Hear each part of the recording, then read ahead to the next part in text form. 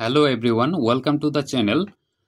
আজি মই পুনৰ অন্য এটা মেইনছ প্ৰেক্টিছৰ বাবে প্ৰশ্ন লৈ আহিছো। প্ৰশ্নটো জিএছ পেপাৰ 3 আৰু 5 ৰ সিলেবাছৰ ওপৰত নিৰ্ধাৰিত হয়। প্ৰশ্নটো হৈছে প্ৰাকৃতিক আৰু মানৱ সম্পদৰে সমৃদ্ধ হোৱাৰ সত্ত্বেও 2023-24 বৰ্ষৰ উত্তৰ পূব বহনক্ষম উন্নয়নৰ লক্ষ্য সূচকাংকত অসমে শীৰ্ষ জিলাৰ ভিতৰত স্থান লাভ কৰিবলৈ ব্যৰ্থ হৈছে।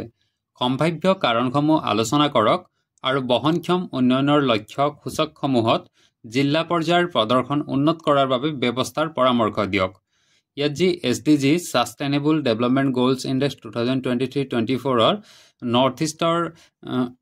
নৰ্থ ইষ্টৰ যি এইটো SDG ইনডেক্স তাত অসমৰ জিলাসমূহ শীৰ্ষস্থান পোৱা নাই, কিন্তু প্ৰাকৃতিক আৰু মানৱ সম্পদৰে সমৃদ্ধ হৈ আছে। ইয়াৰ কাৰণ কি, কিয় ব্যৰ্থ হৈছে সেই সম্পৰ্কে সুধিছে আৰু লগতে এই কাৰণসমূহ আলোচনা কৰি এই বহনক্ষম উন্নয়নৰ লক্ষ্যসমূহৰ সূচকসমূহ জিলা পৰ্যায়ৰ প্ৰদৰ্শন উন্নত কৰিবৰ কাৰণে কেনে ধৰণৰ ব্যৱস্থা ল'ব লাগে তাৰ বিষয়ে এটা পৰামৰ্শ বিচাৰিছে। গতিকে এইটো ইয়াৰ মেইন কি পইণ্ট, তাৰ ওপৰত ভিত্তি কৰি আমি উত্তৰটো লিখিব লাগিব। এইটো 15 মাৰ্কছৰ কুৱেশ্যন হয়, 250টা শব্দৰ ভিতৰত লিখিব লাগিব। গতিকে চাওঁ আহক উত্তৰটো কেনেদৰে লিখিব লাগে। মই প্ৰথমে উত্তৰ ইন্ট্ৰডাকশ্যন দিছোঁ।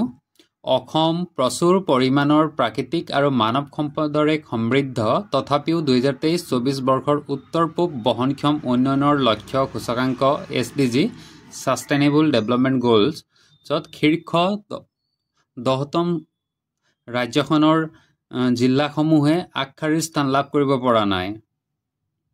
অসমৰ সৰ্বোচ্চ স্থানপ্ৰাপ্ত জিলা ডিব্ৰুগড় 121খন জিলাৰ ভিতৰত মাত্ৰ 17 নম্বৰ স্থানত আছে। অসমৰ যিখন জিলা একেবাৰে টপত আছে বুলিব পাৰি সেইটো হৈছে ডিব্ৰুগড়, আৰু সি আছে 121খন জিলাৰ ভিতৰত 17 নম্বৰ। এই বিৰোধাভাস অৰ্থাৎ বৈপৰীত্যৰ মূলত গভীৰ সামাজিক, প্ৰশাসনিক আৰু নীতিগত সমস্যাবোৰ দায়ী। যিবোৰ কি ৱৰ্ড হয় সেইখিনি মই আণ্ডাৰলাইন কৰি থৈছোঁ, মই বিশেষ এক্সপ্লেইন নকৰোঁ, আপোনালোকে গম পাবই। তাৰপাছত মই লিখিছোঁ SDG সূচকাংকত স্থান নোপোৱাৰ কাৰণসমূহ। এই বহনক্ষম উন্নয়নৰ যি সূচকাংক, ইয়াত যে অসমৰ জিলাসমূহ স্থান পোৱা নাই, ইয়াৰ কাৰণসমূহ কি তাৰ হেডিং দিয়া হৈছে আৰু পইণ্ট লিখিছোঁ শাসন ব্যৱস্থাৰ দুৰ্বলতা। 1 নম্বৰত দিয়া হৈছে বাস্তৱায়নৰ অভাৱ। বহু চৰকাৰী আঁচনি সামগ্ৰিক উন্নয়নৰ প্ৰতি লক্ষ্য ৰাখি বাস্তৱৰূপী বনোৱা নহয়। প্ৰশাসনৰ অদক্ষতা আণ্ডাৰলাইন আৰু নিৰীক্ষণৰ অভাৱৰ বাবে নীতি আৰু আঁচনিসমূহে প্ৰায়ে তৃণমূল পৰ্যায়ত উপনীত হ'ব নোৱাৰে। ইয়াৰ বিপৰীতে যদি আমি উদাহৰণৰূপে উত্তৰ পূবৰ মিজোৰাম আৰু ত্ৰিপুৰাই ফলপ্ৰসূ শাসন আৰু কেন্দ্ৰীভূত সামাজিক আঁচনিৰ প্ৰদৰ্শন কৰে। শীৰ্ষস্থানৰ জিলা মিজোৰাম, ত্ৰিপুৰা, নাগালেণ্ড আৰু ছিকিমৰ পৰা স্থান পাইছে, অৰ্থাৎ সেই ৰাজ্যসমূহৰ পৰা জিলাসমূহে স্থান পাইছে, কিন্তু অসমৰ পৰা একেবাৰে ভাল প্ৰদৰ্শন কৰাই হৈছে ডিব্ৰুগড়, আৰু ডিব্ৰুগড়ে 17 নম্বৰ পজিশ্যন পাইছে। দ্বিতীয়তে লিখিছোঁ দুৰ্নীতি আৰু ধন অপচয়। সম্পদৰ ভুল আবণ্টন আৰু জবাবদিহিতাৰ অভাৱে ধনৰ ফলপ্ৰসূ ব্যৱহাৰত বাধাৰ সৃষ্টি কৰে। সেইটো 1 নম্বৰ পইণ্টৰ 2 নম্বৰ চাব পইণ্টটো হৈছে এইটো। তাৰপিছত 2 নম্বৰ মেইন পইণ্টটো হৈছে মানৱ সম্পদ সূচক নিম্ন স্তৰত। তাৰ চাব পইণ্টটো হৈছে শিক্ষা, বিদ্যালয়ৰ পৰিকাঠামো, শিক্ষকৰ অভাৱ আৰু উচ্চ ড্ৰপ আউট হাৰ। যিসকলে স্কুল এৰিছে তাৰ ড্ৰপ আউট হাৰটো বহুত বেছি অসমত। তাৰপিছত নেক্সট হৈছে স্বাস্থ্য, অপৰ্যাপ্ত স্বাস্থ্যসেৱাৰ সুবিধা, চিকিৎসা কৰ্মচাৰীৰ অভাৱ আৰু মাতৃ আৰু শিশুৰ স্বাস্থ্যৰ দুৰ্বল ফলাফল। এইখিনি বুজি পাইছে, এক্সপ্লেইন কৰাৰ প্ৰয়োজন নাই। তাৰপাছত 3 নম্বৰত লিখিছোঁ দাৰিদ্ৰ্য আৰু অসমতা। এক বৃহৎ জনসংখ্যা দাৰিদ্ৰ্য সীমাৰেখাৰ তলত, অৰ্থাৎ দৰিদ্ৰ সীমাৰেখাৰ তলত। জাতিগত আৰু ভূগোলিক ভিন্নতাৰ বাবে ক্ষমতাপূৰ্ণ উন্নয়নৰ বাধাপ্ৰাপ্ত। তাৰপিছত 4 নম্বৰত লিখিছোঁ সংঘাত আৰু বিদ্ৰোহৰ ইতিহাস। জাতিগত সংঘাত আৰু দীৰ্ঘদিনৰ বিদ্ৰোহে উন্নয়নত ব্যাঘাত কৰিছে। তাৰপাছত 5 নম্বৰ পইণ্টটো হৈছে অপৰ্যাপ্ত ভৌতিক পৰিকাঠামো, ৰাস্তা, বিদ্যুৎ আৰু ইণ্টাৰনেট সংযোগৰ অভাৱ। এই সমস্যাবোৰে গ্ৰাম্য অঞ্চলক মূল খুঁটিত অন্তৰ্ভুক্তি কৰিবলৈ বাধা প্ৰদান কৰে। অৰ্থাৎ যিখিনি বেছিক সুবিধা লাগে সেইখিনি যদি নাথাকে, তেতিয়া আমি মেইন খুঁটিৰ লগত বা মূল খুঁটিৰ লগত কেনেদৰে, মেইন ষ্ট্ৰীমৰ লগত কেনেদৰে অন্তৰ্ভুক্ত হ'ব পাৰি, সেইটো হোৱাত অকণমান বাধা আহি পৰে, সেইটোৱে কোৱা হৈছে ইয়াত। তাৰ পাছৰ পইণ্টটো হৈছে প্ৰাকৃতিক পৰিঘটনা আৰু পৰিৱেশগত সমস্যাসমূহ প্ৰতি বছৰ বানপানী গৰাখহনীয়াৰ ফলত ভূমিৰ ক্ষয় আৰু বনাঞ্চলৰ অৱনতিয়ে জীৱন জীৱিকাত প্ৰভাৱ পেলাইছে এইটো খৰচ খৰলকৈ লিখা আছে তাৰ পাছত হৈছে ব্যক্তিগত খণ্ডৰ বিনিয়োগ নিম্ন প্ৰাকৃতিক সম্পদ থকাৰ পিছতো নিয়ন্ত্ৰণৰ বাধা আৰু লজিষ্টিক প্ৰত্যাহ্বানৰ বাবে ৰাজ্যখনে বহনক্ষম উদ্যোগৰ বিনিয়োগ আকৰ্ষণ কৰিবলৈ সংগ্ৰাম কৰি আছে অৰ্থাৎ যি প্ৰাইভেট সেক্টৰে ইয়াত যদি বিনিয়োগ কৰিব লাগে তেতিয়া যি আমাৰ নিয়ন্ত্ৰণৰ বাধা অৰ্থাৎ অফিচিয়েল যি কাম কাজ হয় সেইখিনি বৰ মানে লেহেম হয় সেইখিনি খৰকতীয়া হ'ব লাগে সেই ক্ষেত্ৰত ইয়াত ক'ব বিচৰা হৈছে নিয়ন্ত্ৰণৰ বাধা মানে চৰকাৰী বেছি পৰ্যবেক্ষণ কৰা হয় বেছি নিয়ন্ত্ৰণ কৰিব বিচৰা হয় সেইকাৰণে প্ৰাইভেট সেক্টৰে ইয়াত ব্যক্তিগত খণ্ডত বিনিয়োগ কৰিব নিবিচাৰে সেই কথাকে কোৱা হৈছে তাৰপাছত হৈছে লিংগভিত্তিক অসমতা মহিলা সাক্ষৰতাৰ হাৰ কম ৰাজনৈতিক অংশগ্ৰহণ আৰু অৰ্থনৈতিক অংশীদাৰিত্বতা সীমিত মহিলাসকলৰ শিক্ষাৰ হাৰ কম সাক্ষৰতাৰ হাৰ কম ৰাজনৈতিক দিশতো অংশগ্ৰহণ কম তাৰপাছত অৰ্থনৈতিক ক্ষেত্ৰতো তেওঁলোকৰ অংশীদাৰিত্ব একেবাৰে কম সেই কথাটোকে কোৱা হৈছে তাৰপাছত এটা ট্ৰানজিশ্যন লাইন লিখা হৈছে যদিও অসমৰ জিলাসমূহত SDG সূচকাংকত স্থান নোপোৱাৰ কাৰণ আছে তথাপিও এই জিলাসমূহৰ সামগ্ৰিক উন্নয়নৰ জৰিয়তে SDG সূচকাংকত স্থান উন্নত কৰিব পাৰি ইয়াৰ বাবে প্ৰস্তাৱিত ব্যৱস্থাসমূহ হ'ল সেইবুলি মই এটা হেডিং লিখিছোঁ হেডিংটো হৈছে প্ৰদৰ্শন উন্নত কৰাৰ বাবে পৰামৰ্শসমূহ হেডিংটো মই বক্সৰ ভিতৰত লিখিছোঁ তাৰপিছত 1 নম্বৰ পইণ্টটো দিছোঁ স্থানীয় শাসন ব্যৱস্থাৰ সবলীকৰণ পঞ্চায়ত আৰু নগৰ স্থানীয় সংস্থাসমূহক সক্ষম কৰি SDG ভিত্তিক আঁচনি বাস্তৱায়ন কৰা তাৰপিছত হৈছে পৰ্যবেক্ষণ আৰু জবাবদিহিতা বৃদ্ধিৰ বাবে তথ্যচালিত ব্যৱস্থা গ্ৰহণ কৰা 2 নম্বৰ পইণ্টটো মানৱ সম্পদত লক্ষ্যভিত্তিক বিনিয়োগ বিদ্যালয় পৰিকাঠামো উন্নয়ন শিক্ষকৰ প্ৰশিক্ষণ আৰু ডিজিটেল শিক্ষাৰ প্ৰসাৰ ড্ৰপ আউট হাৰ নিম্ন কৰা এইখিনি হৈছে মানৱ সম্পদৰ লক্ষ্যভিত্তিক বিনিয়োগ তাৰপাছত দূৰ অঞ্চলত মোবাইল চিকিৎসা সেৱা আৰু টেলিমেডিচিনৰ সুবিধা উপলব্ধ কৰোৱা তাৰ 3 নম্বৰ পইণ্টটো হৈছে জীৱিকাৰ বৈচিত্ৰতাক প্ৰসাৰ কৰা কৃষিভিত্তিক উদ্যোগ হস্ততাঁত আৰু হস্তশিল্পক উৎসাহিত কৰা প্ৰাকৃতিক সম্পদৰ বহনক্ষম ব্যৱহাৰ কৰি পৰিৱেশ পৰ্যটন আৰু সেউজ উদ্যোগ গঢ়ি তোলা আন্তঃগাঁথনিৰ উন্নয়ন কৰা সংযোগ পকী ৰাস্তা নৱীকৰণযোগ্য শক্তি ইণ্টাৰনেট সংযোগ দুৰ্যোগ প্ৰতিৰোধী এইখিনি গোটেইখিনি এটা পইণ্ট তাৰ পাছৰটো হৈছে দুৰ্যোগ প্ৰতিৰোধী পৰিকল্পনা ইয়াত বানপানীৰ আগতীয়া সতৰ্কতা আৰু নদী ব্যৱস্থাপনা জলবায়ু প্ৰতিৰোধী কৃষি আৰু বান প্ৰতিৰোধী আন্তঃগাঁথনিৰ প্ৰকাৰ এই গোটেইখিনি টাৰ্ম যদি ভালদৰে এক্সপ্লেইন কৰিবলৈ হয় তেতিয়া বহুত দীঘল হৈ যাব ভিডিঅ'টো সেইকাৰণে মই ইমানখিনি এক্সপ্লেইন কৰা নাই আপোনালোকে বুজি পাব বুলি মই ভাবি লৈছোঁ মহিলা আৰু প্ৰান্তীয় গোটসমূহক সবলীকৰণ মহিলাৰ শিক্ষা স্বাস্থ্য উদ্যোগ ৰাজনৈতিক অংশগ্ৰহণত উৎসাহ যোগোৱা তাৰপাছত সামাজিক অন্তৰ্ভুক্তিৰ বাবে বিশেষ আঁচনি 7 নম্বৰত লিখিছোঁ প্ৰযুক্তি আৰু তথ্যৰ সৎব্যৱহাৰ ভূ তথ্য আৰু কৃত্ৰিম বুদ্ধিমত্তা অৰ্থাৎ AI আৰ্টিফিচিয়েল ইণ্টেলিজেন্সৰ সহায়ত SDGৰ লক্ষ্যৰ মূল্যায়ন কৰা তাৰপাছত স্বচ্ছতাৰ বাবে সম্প্ৰদায় ভিত্তিক নিৰীক্ষণক উৎসাহিত কৰা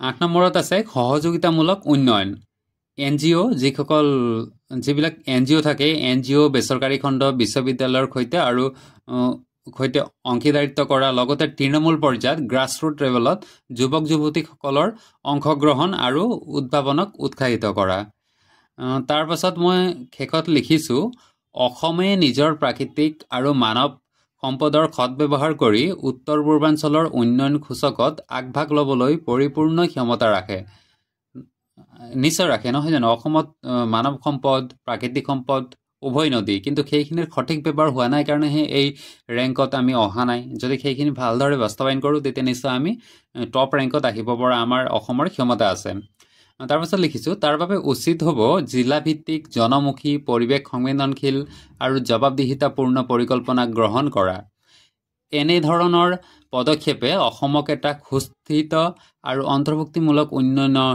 পথত আগবঢ়াব পাৰিব গতিকে প্ৰশ্নৰ উত্তৰ ইমানেই আছিলে এইটো শেষত ক্ষমাৰণী এনেদৰে লিখিছিলোঁ অকণমান দীঘল হ'ল বাৰু তাৰপিছত মই ফিডবেকটো চাওঁ আপোনালোকৰ আগত শ্বেয়াৰ কৰিব বিচাৰোঁ মই ছাবমিট কৰাৰ পাছত মোৰ এনচাৰত ফিডবেক দিছিলে বা ৰিভিউ কৰিছিলে ফেকাল্টিয়ে গুড ইণ্ট্ৰডাকশ্যন যিটো ইণ্ট্ৰডাকশ্যন লিখিছিলোঁ সেইটো ভাল হৈছে good understanding of the demand of the কুৱেশ্যনে যি ডিমাণ্ড কৰিছিলে সেইমতে মই বুজিছোঁ আৰু লিখিছোঁ বুলি তেখেতলোকে কৈছে the content is okay but you need to improve the presentation part by using flowchart etc. to score the good marks flow chart use কৰিলে প্ৰেজেণ্টেশ্যন ভাল হ'ব, যাৰ জৰিয়তে আমি ভাল এটা নম্বৰ পাব পাৰোঁ। সেইটো মই দেখুৱাম বাৰু কেনেকৈ ফ্লো চাৰ্ট বনাব পাৰি। তাৰপিছত এক্সেলেণ্ট পইণ্টখন মোৰ ভাল হৈছে। Use transition line to bring logical ফ্ল' বনাবৰ কাৰণে এটা টপিকৰ পৰা আনটো টপিকক জাপ মাৰোঁতে মাজত এটা ট্ৰানজিশ্যন লাইন দিব লাগে বুলি কোৱা হৈছে। মই একচুৱেলি ইয়াত দিছিলোঁ, তথাপিতো কিয় এনেদৰে লিখিছে নাজানো, সম্ভৱ মই এই প্ৰথমতে লিখা নাছিলোঁ। তাৰপিছত way too long conclusion try to write crisp conclusion. ইয়াত দিছে যে কনক্লুজন যিটো সামৰণি লিখিছোঁ অকণমান দীঘল হৈছে, ভাল হৈছে কিন্তু দীঘল হৈছে, সেইকাৰণে এইটো চমু কৰিবলৈ মোক এটা পৰামৰ্শ দিছে বা ৰিভিউ দিছে মোক। গতিকে আহক মই আপোনালোকক এই এনচাৰৰ যিখিনি ফ্লো চাৰ্ট মই যিহেতু নবনালোঁ, কিন্তু কেনেদৰে বনাব লাগে সেইটো মই বনাই থৈছোঁ, আপোনালোকক দেখুৱাওঁ। কেনেদৰে ফ্লো চাৰ্ট বা বিভিন্ন ধৰণে উপস্থাপন কৰিব পাৰি এই উত্তৰটো এনচাৰ আকৰ্ষণীয় কৰিবৰ কাৰণে, সেইখিনি মই দেখুৱাবলৈ বিচাৰিছোঁ। লগতে এটা কথা কৈ থওঁ, এইটো SDGৰ কথা কৈ থাকোঁতে ছাষ্টেইনেবল ডেভেলপমেণ্ট গ'ল যিখিনি কথা কৈ আছোঁ, তাত টোটেল আমাৰ 17টা SDG আছিলে নহয় জানো? সেই গোটেইখিনি আমি মনত ৰখা দৰকাৰ। প্ৰিলিমছৰ কাৰণেও প্ৰয়োজনীয় আৰু মেইনছৰ কাৰণেতো বৰ বিশেষ প্ৰয়োজনীয়। গতিকে এই 17টা যি SDG আছে সেইখিনি আমি মনত ৰখাটো বহুত প্ৰয়োজনীয়, মনত ৰাখিব লাগিব, খুব ইম্পৰ্টেণ্ট। ইয়াত আপোনালোকে দেখিছে যিটো প্ৰশ্নত SDG সূচকাংকত স্থান নোপোৱাৰ, অসমে স্থান নোপোৱাৰ কাৰণসমূহ যে আমি আলোচনা কৰিছিলোঁ, সেইখিনি আমি এনেদৰে প্ৰস্তুত কৰিব পাৰোঁ, প্ৰেজেণ্টেশ্যনটো আমি আকৰ্ষণীয় কৰিব পাৰোঁ। ইয়াত মেইন পইণ্টটো লিখি আমি এনেদৰে গোটেইখিনি পইণ্ট এনেদৰে লিখিব পাৰোঁ। ইয়াত মই কালাৰফুল এইকাৰণেই কৰিছোঁ যে আপোনালোকে ধৰিবলৈ বা বুজিবলৈ সুবিধা হওক। ইয়াত মই পইণ্ট লিখিছোঁ শাসন ব্যৱস্থা দুৰ্বলতা, তলত মেইন পইণ্ট দুটা লাহেকৈ লিখি দিছোঁ। এনেকৈ ভালদৰে লিখি ল'লেই হ'ল। ইমানটো লিখি ল'লেই বহি কেইজনে নিৰীক্ষণ কৰিব, নিৰীক্ষকে ভালদৰে বুজি পাব যে আপোনাৰ এই বিষয়ত জ্ঞান আছে, সেইকাৰণে আপুনি এনেদৰে লিখিব পাৰিছে। গতিকে এনেদৰেও আমি এনচাৰ কৰিব পাৰোঁ।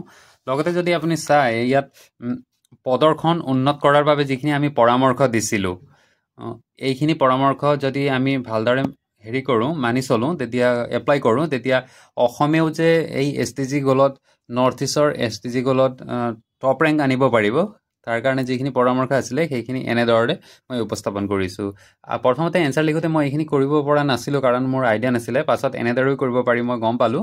তাৰপাছত ইয়াত এনেদৰে লিখিছোঁ, এইটো বক্সৰ মাজত লিখিছোঁ মেইন পইণ্টটো। তাৰপাছত গোটেইখিনি ইয়াত এনেদৰে লিখা আছে, আপোনালোকে চাই ল'ব, মই স্ক্ৰীণত দেখুৱাই থৈছোঁ। মেইন হেডিংটো ওপৰত লিখিছোঁ, ছাব হেডিংটো তলত লাহেকৈ লিখি থৈছোঁ।